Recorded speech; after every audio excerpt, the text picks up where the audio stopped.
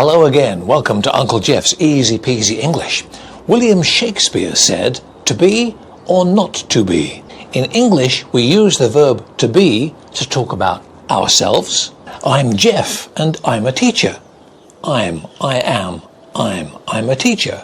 To talk about the weather. It isn't very warm today. Isn't, is not, isn't. It isn't very warm today. To talk about the time. It's 12:30. It is. It's 12:30.